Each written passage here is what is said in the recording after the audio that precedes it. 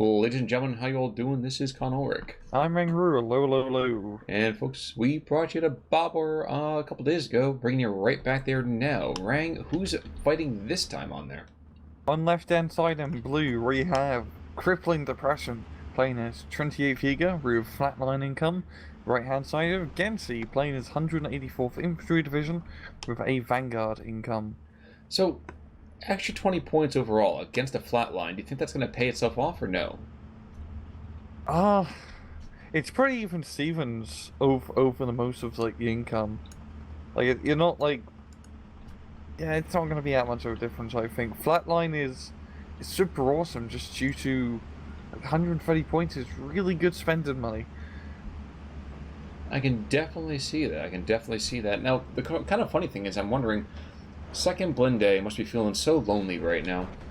Mm-hmm. The original Flatline income, and of course, unfortunately for them, they just kind of flatlined overall. Yeah. No one who plays the Western Front divisions. Kind of weird, because they're really good. Yes, indeed. Now, early start over here from Gensei, as you might suspect, he does go to cross that 50-yard line, getting over into the forest that we have now affectionately named the Testicle. Mm-hmm. But other than that, I mean, actually, wait a second. He's come out ahead on this. How the heck did he come out ahead on this nonsense? 14-10 already? There is. Oh, he's got like the flag down south as well on the bridge. So yeah, this is a really good like opener here. He's rushing into the half tracks. He's got the tank Disney's thrown in. Tank Disney's have definitely become much more popular now. Well, ever since they became a flame unit, and have some air quotes going on there. Mm-hmm. I also think people are just realizing that, you know, those half track, the 50 cal half track openers are very good. You can do a lot of maneuver warfare with just 50 cal half tracks early on. Well, interestingly enough, we actually have an early commandant over here from Crippling Depression. Unfortunately, I don't know if he's going to be feeling it too much here, as there's not a whole lot of infantry between him and the front lines. Yeah. Yeah. He's got Stug protecting him, but hey, a Stuart coming in. I think Stug's gonna kill him, yeah. Yeah. 3-star veteran, so you can't really go wrong with that. But here comes the infantry reinforcements to protect Commander, and it's all Ersatz trooping. 2-star Ersatz trooping, to be fair. A 2-star Ersatz trooping unit is kind of like winning 5 cents in the lottery. Yeah. Now, we do have some really behind enemy lines infantry, excuse me, half-track over here. Now, driver knocked out. I think it's the first time I've ever seen a transport vehicle have a critical on it. I know. It's bizarre. It's very bizarre. But yeah, that half-track push, slowing down one Ersatz trooping at least. Yeah, it's slowed down. It's kind of a speed bump more than anything else, but I understand exactly what you mean. Now, Crippling Depression, no wonder his troops are disheartened. With a Crippling Depression, I'm not sure he really is going to be finding himself able to get out of bed in the morning. I'm surprised we haven't used that joke already. Oh god, yeah. Yeah, Jaeger Pioneer Fuhrer in the forest. Kind of getting a little bit too close there to tank Destiny's keys. I'm sorry, I got distracted by the fact that there's a there's a General Lee on the field. Oh yeah. Oh my gosh. This has been a real crazy 4-minute opener so far. A lot of stuff has been going on, and Gensei playing a slow infantry division is pushing really hard.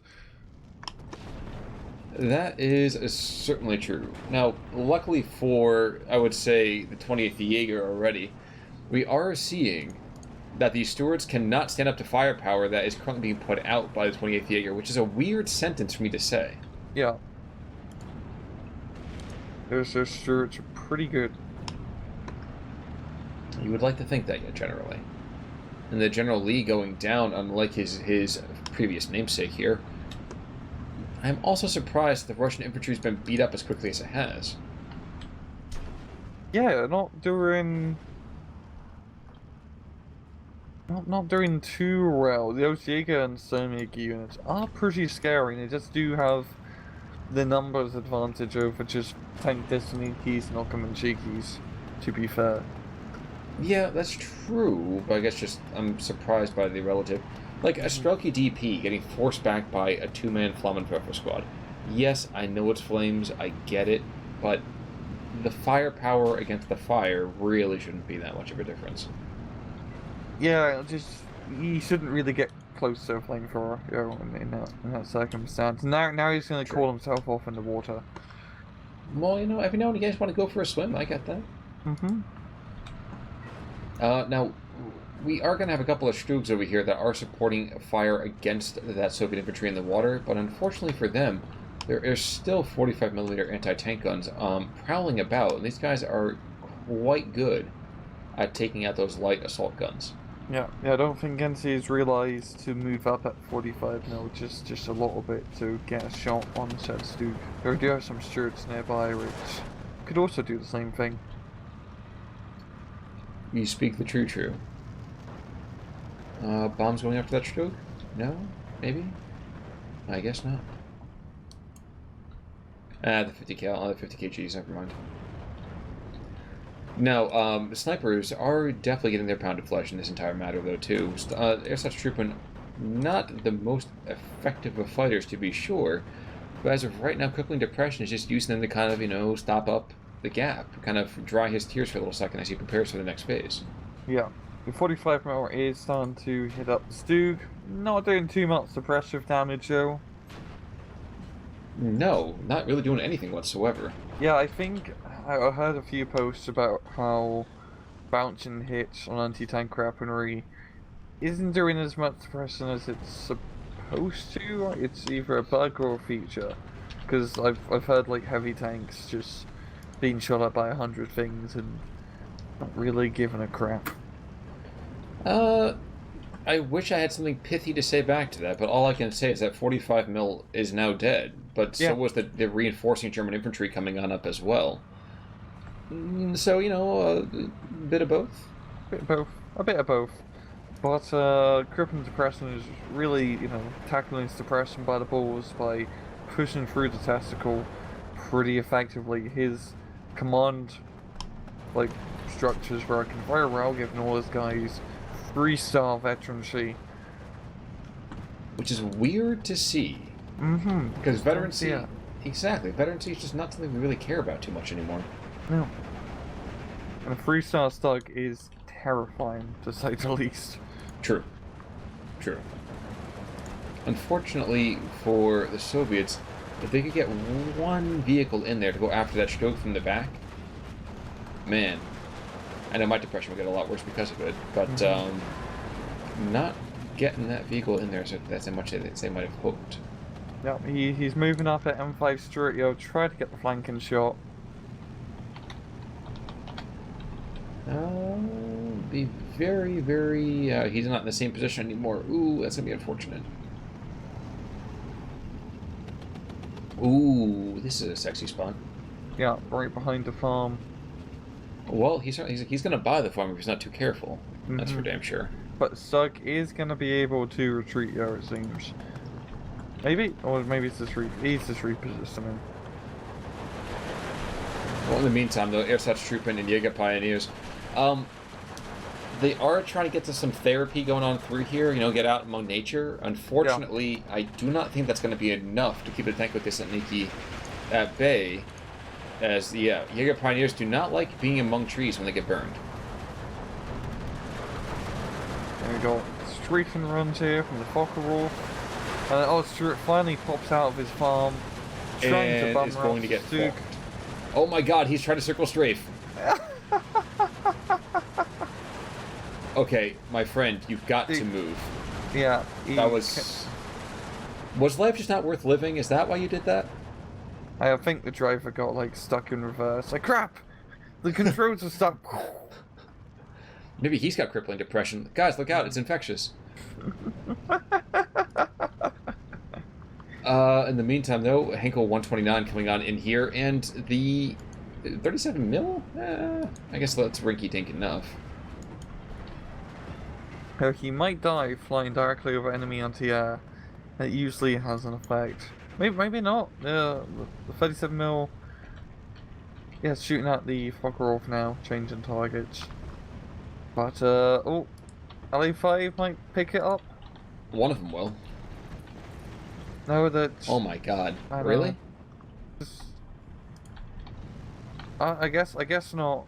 That Heinkel was fine. That was a shocking happenstance. Yeah. Okay. We are into Phase B, though, so this is when Gensei starts to drop off a little bit of income, and Crippling Depression says, bro, just same. Yeah. But yeah, Gensei is doing very well for himself, securing a little bit of the southern side, the M3, actually killing the Sug, yeah. So he has a very good flag advantage. If he can capture one more flag, it'll be a +2 advantage to his name. And despite the fact that we have ourselves an off-map Sturmwagen coming up to the north of the 210, my suspicion, first of all, is that we're going to see that being utilized on the testicles over here. Mm-hmm. Not really sure that I like Crippling Depression's position that much. Yeah, I don't know, it's enough to just clear off that forest and then move in infantry to finish up the job, but he doesn't have too much infantry to finish up said job. That is certainly true, and there's that other flag you're looking for down to the south. The Stuart and the Lee pick it up. In the meantime, the infantry being cut off over here in the southern town, you're gonna get pretty hot for the ersatz troops who just want to go home. Yeah, they really want to go home. And kind of sucks for them. Unfortunately for this Lee, the Lee's gonna get picked off here pretty quickly. Stuart sees this target first, and as you might suspect, it ain't pretty. Yeah. And so gonna fight the Lee, 2 South veterans, she doesn't mess about. Nope. Kaboom. And there goes that flag. So well struck. Really well struck there. Indeed. Sturmwagen being brought on in, as is, wow, actually 37 mil? Okay, Flak 43, I guess I can understand that. It has been really active overall from the Russians' side here. 45 mil just to the north of Stug. Some flanking shots here. Lodier killed. One more shot. It's up. Ooh, unlucky. Gets a crew panic though, so that was pretty decent. We got an ISU on the southern hill. That's going to provide pretty good oversight if now he's moving up to get a better angle. And we're even seeing the sniper hero unit up north getting a few sniping shots in. I was just going to call that out, honestly. I was like, oh, I always like to see them do kind of like hero units and stuff like that. Mm-hmm. Exceptional stealth. That's how good the stealth is. Meantime, though, more laugh attack. Probably going after that Stug? No, going after Sturmy, you get probably a better idea, less wasteful of the 50-kilogram bombs. Yeah. IL-2s, in the meantime, coming in after the Stug. That's to be more expected.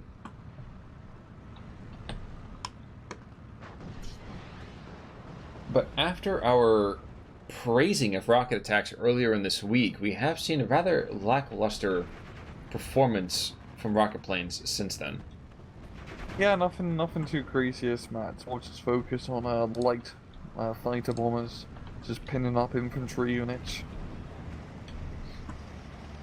And the sniper's already dead. Yeah, that's such is the life of sniper teams.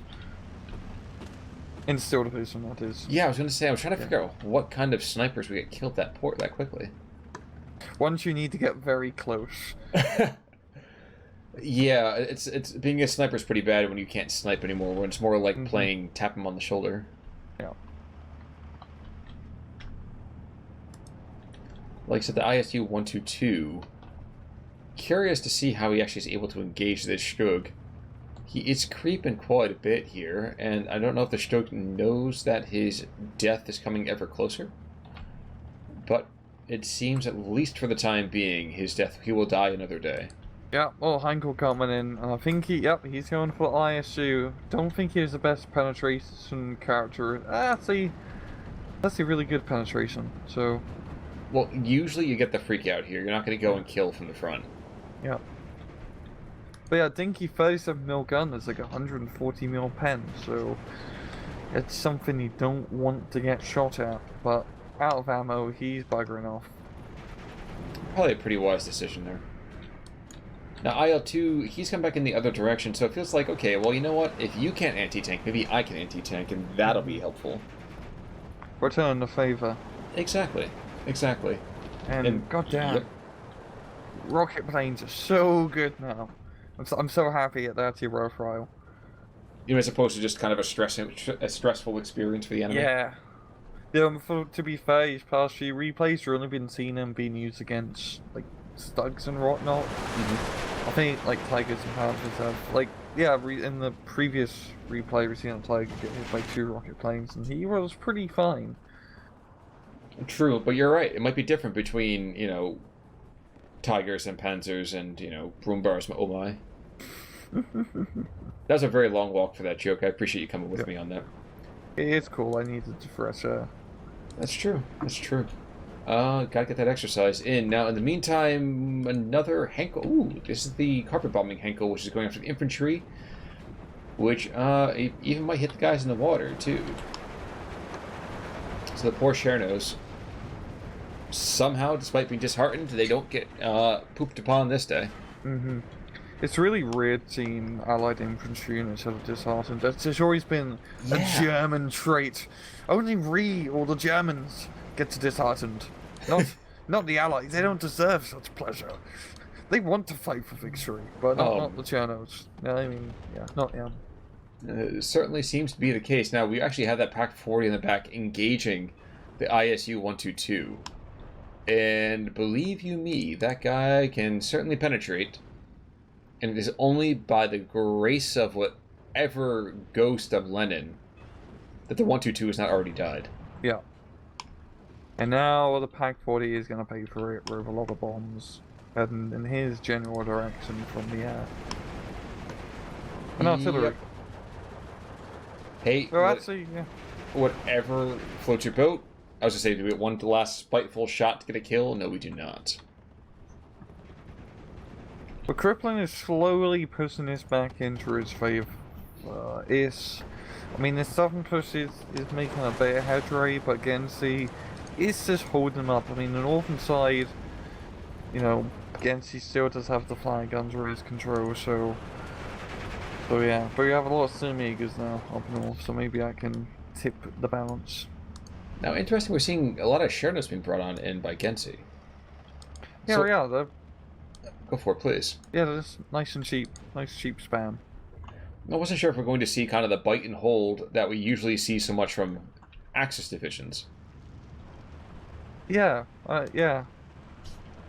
I feel like he's just throwing in like the spam infantry to hold the line, like you said, and then he's just got all this fire support like at ISU and the 76 mils on the hill.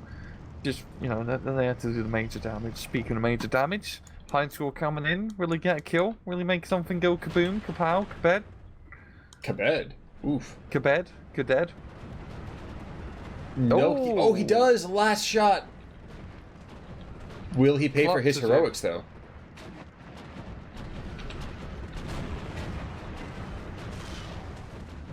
Shockingly enough, doesn't seem like... Oh, yep. There we go. Caster's Curse. Oh, no. Meanwhile, to the north, 210 does get a beautiful barrage in here. It does force back the Lee and almost takes out the combat officer over here, Vasiliev. Lee goes down, and Vasiliev is hanging on by a thread. Oh, you brave son of a... Oh, if he can kill the commander, yeah, that'd be a huge kill. It's also a really forward position to put a commander, especially now with all its forward units being dead. Well, both sides have been very, very content to lead from the front. So, you know, I admire their gumption, but at the same time I have to ask, what are you doing? Lay back, leaders. Exactly. You are not Rommel. Don't try to be. Mm-hmm. I thought I heard him trying to go and make a Russian version of it, but they were too busy putting the gun to their temple. Ugh. The Jaeger Pioneers charging across open ground after some of these tanks with this Niki and some of these Komrotti. Very, very effective, but with the proviso that they're not going to make it across that bridge. I mean, good freaking luck on that one. Yeah, all out fire support coming down. They are pretty pinned, but 28th is holding really well. They're using not Division Shield too often, as they kind of considered not great, but the recent update has given them a few nice things in terms of balance, which I forgot, but I know they're pretty good. I think. Let's just go with it. But the Sturmjäger's in the middle, or the testicle area, I should say, is making good progress. I think Crippling Depression is close in securing that area. It is helped by the fact that all the troops really standing against them anymore are just disheartened. So Yeah. I have MP44s, and you have, most of the guns. I know which one I'm taking every single time, and twice on Saturday. I'll even spot you 2 squads, and I'll still take you out. That's just very true. It's very true. But here is the moment of salvation, perhaps? The combat is still completely cut off. The Automochiki is coming on in. Mortars are desperately trying to shell the area. And that is the only thing that could keep this push from just completely going sideways.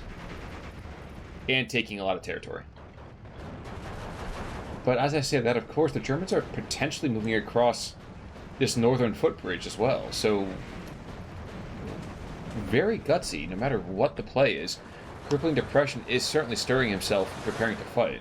Yeah, he's really just trying to make any sort of play right now, as he's 10 minutes to lose him, but he's still not on the best foot in terms of not in terms of income, but in terms of victory points.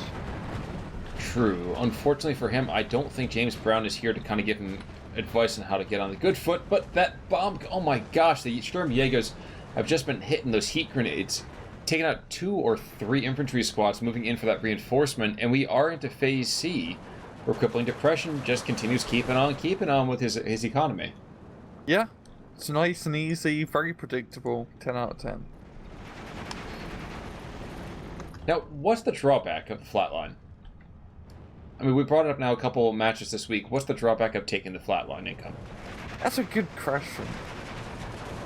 I mean, of course, the obvious thing is you don't get anything more, but you don't get anything less either. And I feel like with how team games work in SD, taking Flatline's pretty good. Because usually games last pretty long, but it also gives you a bit of an advantage early on with that 130 in A and B. In 1v1s, it's definitely like the safest bet to take, because usually Vanguard or Maverick are the go-to ones to take, as you do need an early A phase eco. So taking Flatline gives you a good A phase and B phase eco. Nothing great, but nothing terrible either. Definitely better than just your regular balanced economy. We are seeing it back to a 12-12 here. Now, of course, more stroke DPs moving to the north to maybe solidify this area, but oh my gosh, there's a lot of German material there. Yeah, Crippling's honestly making really, really good pushes now. And his infantry, those Jaegers and Sturmjägers, yeah. Get out of the damn trucks, guys. That's 2. Yeah. That's 3. And there goes the northern flank. Yeah. Ay. Not to be outdone, the center is bringing in, what's that, 1, 2, 3, 4, 5, 6 squads of Jaegers, 3 more to a northern road. And it doesn't matter that these Strokes are taking hits. I mean, the Saparis and the Chernos are not going to last very long. No. I feel like, just looking on the map, Gensei's just kind of ran out of stuff. So that doesn't seem to have any more steam. Yeah. There was a 1-2-2. Yeah, there's been a 1-2-2 in the back. He's not really done a whole lot. And yep, Gensei just says, you know what, guys, I can't do this anymore. That was a surprisingly good comeback. I was not expecting Crippling Depression to win that match, but here we are. Exactly. I mean, many people, you need some help sometimes to get out of it, but Crippling Depression certainly got himself out of that hole. Yeah, and yeah, like 700 kill difference in terms of kills for the Soviets. Nothing all that crazy. Losses, ooh, yeah. Stokes lead the way. Dukes, Sturmjägers, Dukes. Heavy off-map killed bloody M3. Yep, not bad, not bad. No, sir. Not bad at all. But any final thoughts for this third replay? Considering that both of these replays, previous runs, have both been on Bobr, these have been some of the best Bobr map replays we've seen. As usually, this is a pretty terrible map, but both sides are making it work and actually doing maneuver warfare a bit, which is nice. It has been surprisingly dynamic, I will give you that. Yeah, considering it's, this is the bridge choke point map, and bridge choke points are never usually fun. Nope, they are not. So a big thank you to actually everyone who played this week and allowed us to go for these replays, because you guys gave us some real edge of the seat kind of action. Mm-hmm. But for your next round of edge of the seat action, guys, you have to wait a couple more days, because for right now we have to say goodbye. So until next time, stay healthy. I'm Con Ulrich. I'm Rangaroo. Take it easy.